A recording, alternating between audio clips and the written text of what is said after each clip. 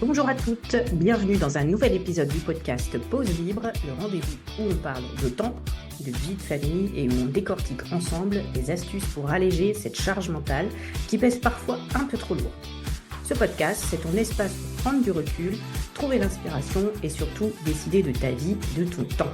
Je suis Ludivine Cadeau, ta coach de vie dédiée à la gestion du temps et je vis en Bretagne. Je suis mariée, maman d'une préado de 11 ans et on partage notre quotidien avec ma belle-mère dans un joli petit bout du Morbihan. À travers mon entreprise Cadeau Coaching, je me spécialise dans l'accompagnement des mamans qui sont en couple, jonglant entre le travail et la maison, qu'elles soient salariées ou entrepreneurs, tout en ayant une partie, voire la totalité de leur activité professionnelle à domicile. Au cœur de ce podcast, on explore ensemble des solutions pratiques pour gérer notre temps de manière efficace, alléger la charge mentale et créer un équilibre harmonieux entre vie professionnelle et personnelle. Chaque épisode est pensé comme une pause bien méritée où tu pourras trouver des conseils concrets, des anecdotes et parfois un petit grain de folie. Alors installe-toi confortablement, prends ton café ou ton thé, c'est le moment de se faire du bien, de prendre une pause libre, une pause en toute liberté. C'est parti! Aujourd'hui, j'ai eu envie de parler du couple et de la charge mentale qui va avec. Je vais partager mon expérience personnelle et les choses que j'ai apprises qui ont, je le pense, vraiment sauvé mon couple jusqu'à présent. Parce qu'on ne sait pas de quoi est fait l'avenir, bien sûr.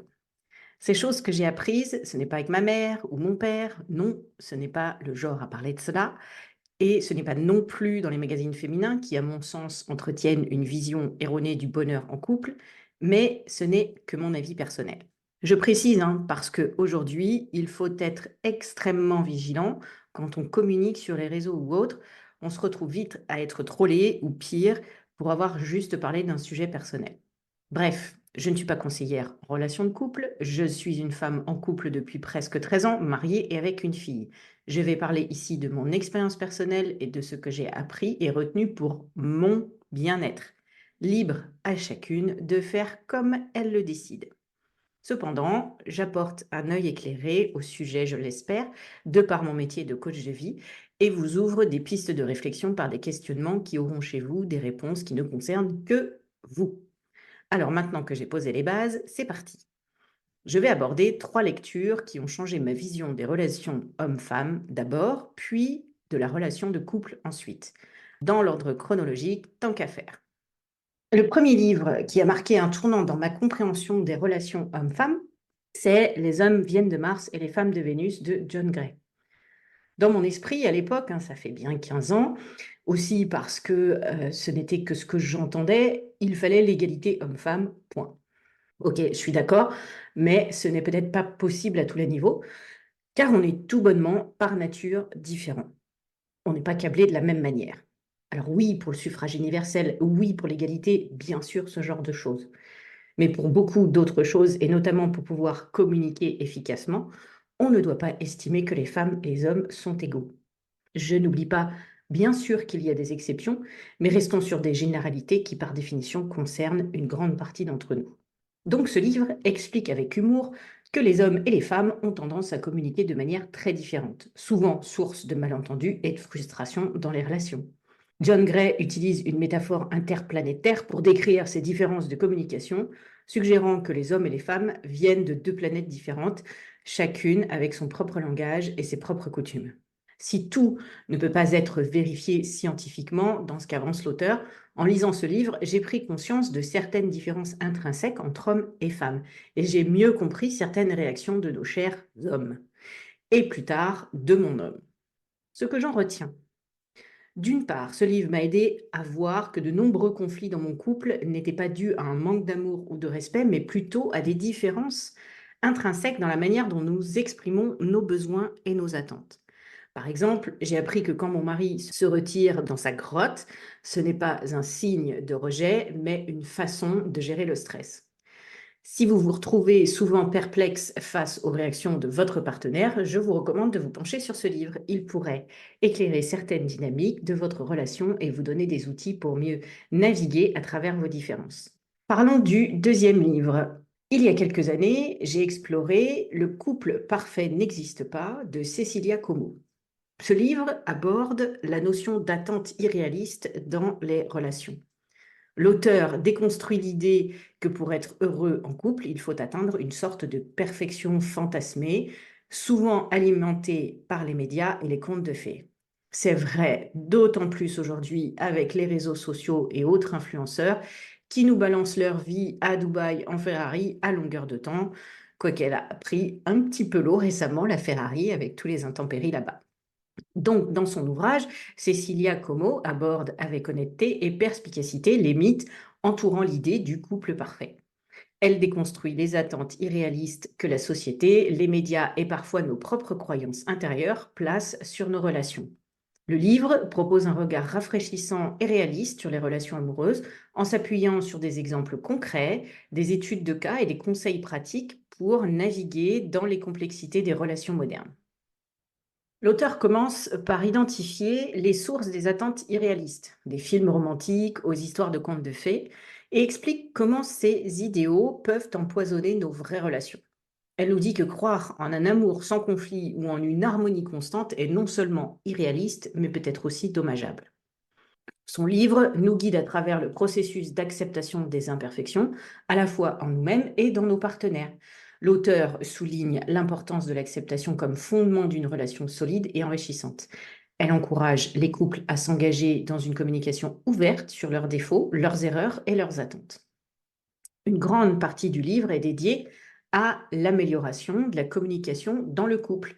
Cecilia Como offre des stratégies pour parler efficacement des sujets difficiles sans déclencher de défense ou d'hostilité. Elle présente des techniques pour une écoute active qui permet non seulement de comprendre mais aussi de valider les sentiments de l'autre. Enfin, elle propose des conseils pour construire et maintenir une relation basée sur des attentes réalistes et une compréhension mutuelle. Ça inclut des discussions sur la gestion des désaccords, le maintien de l'intimité et la collaboration pour atteindre des objectifs communs tout en préservant l'individualité de chacun. Ce que j'en ai retenu, eh bien, ce qui m'a frappé dans ce livre, c'est l'importance de reconnaître et d'accepter les imperfections de notre relation et de notre partenaire, tout comme la lecture précédente m'avait ouvert aux différences hommes-femmes.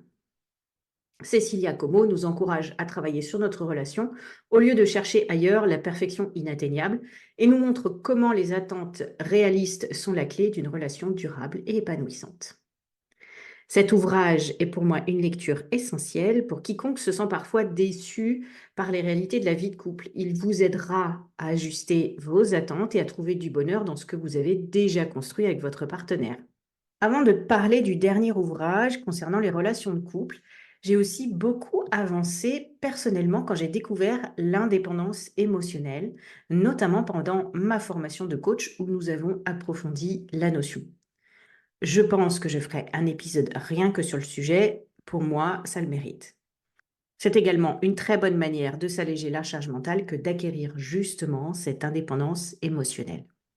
Et donc, en troisième et dernier, le livre, c'est Les 5 langages de l'amour de Gary Chapman, qui a profondément enrichi ma compréhension de la manière dont nous exprimons et recevons de l'amour. J'ai d'ailleurs fait un épisode sur le sujet, c'est le numéro 5, si vous voulez aller le réécouter. Les 5 langages de l'amour de Gary Chapman explorent l'idée que les gens expriment et reçoivent l'amour de 5 manières différentes, qu'il appelle les langages de l'amour. Comprendre ces langages peut transformer les relations en aidant les partenaires à mieux communiquer et à se sentir plus aimés et appréciés. Ce livre s'adresse à tous ceux qui souhaitent approfondir leur connexion émotionnelle avec leur partenaire. Pour rappel, les 5 langages de l'amour sont les paroles valorisantes, les moments de qualité, les cadeaux, les services rendus et le contact physique. Alors, Gary Chapman, dans son livre, détaille comment identifier non seulement votre propre langage de l'amour principal, mais aussi celui de votre partenaire.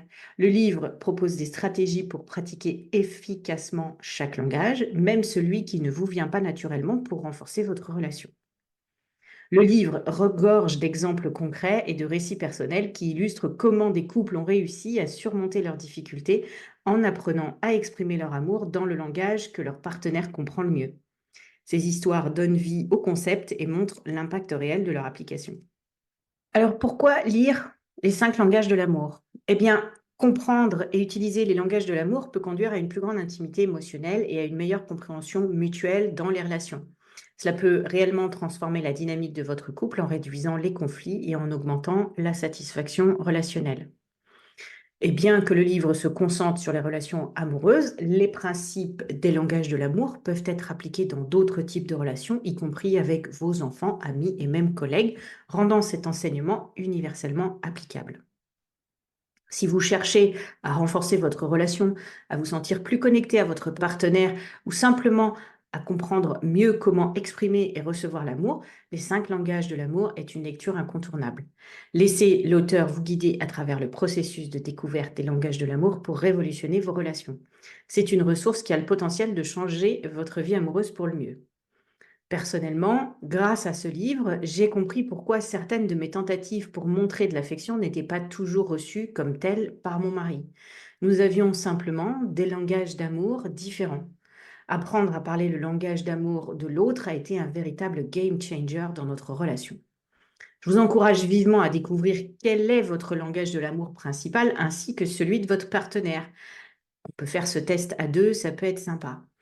Cela pourrait révolutionner votre façon de communiquer votre affection et de recevoir de l'amour, rendant chaque geste bien plus significatif. Je vous propose de passer le test avec le lien qui se trouve dans la description de l'épisode. Donc, en conclusion, les filles, si vous souhaitez alléger la charge mentale liée à votre couple, cela passe par la communication avant tout. Pouvoir s'exprimer clairement, se faire comprendre efficacement. Et malheureusement, on n'apprend pas ça à l'école. Et pas non plus avec ce que nous propose la société en général. Donc, il faut aller chercher soi-même. C'est donc la raison d'être de cet épisode et du podcast tout entier d'ailleurs. Vous faciliter l'accès et la compréhension pour un mieux-être. À vous de décider après si vous souhaitez approfondir. En attendant, je vous rappelle que mon e-book Gérer son temps, transformer sa vie est disponible gratuitement. Cet e-book, je l'ai vraiment conçu pour vous aider à retrouver du temps le plus rapidement et le plus efficacement possible sans que ça vous coûte un seul centime. À la fin de l'e-book, une surprise vous attend, une séance de coaching personnalisée offerte. C'est votre chance de discuter de vos défis en matière de temps et de productivité directement avec moi et d'obtenir des conseils personnalisés et adaptés à votre vie. Pourquoi attendre pour prendre le contrôle de votre temps? Téléchargez l'e-book maintenant via le lien dans la description de l'épisode et commentez votre voyage vers une vie plus organisée et épanouie. À la semaine prochaine! Voilà, c'est déjà la fin de cet épisode du podcast Pause Libre. J'espère que tu as pris autant de plaisir à écouter que j'en ai eu à partager ces moments avec toi. Si tu as aimé ce que tu as entendu, n'hésite pas à t'abonner pour ne rien manquer des prochains épisodes. C'est simple, rapide et ça te permettra de rester connecté à cette communauté où on prend soin de soi et de sa vie quotidienne. Et bien sûr, si tu as trouvé des pépites d'inspiration dans cet épisode, partage-les avec tes amis, tes collègues ou toute femme qui pourrait en bénéficier. J'attends aussi tes commentaires avec impatience. Que penses-tu de cet épisode? Quelles sont tes astuces pour alléger ta charge mentale? Dis-le-moi dans les commentaires sur Instagram ou sur LinkedIn. Les liens sont dans le descriptif de l'épisode. Ta voix compte et surtout, tu n'es pas seul. Alors voilà, c'est l'heure de se dire au revoir pour aujourd'hui. Prends soin de toi, de ta famille et de tes projets. Je te souhaite le meilleur, de la sérénité et plein de réussite dans tout ce que tu entreprends. On se retrouve très bientôt pour un nouvel épisode du podcast Pause Libre. D'ici là, n'oublie pas de t'abonner, partager et commenter et surtout de t'accorder le temps dont tu as besoin. À bientôt!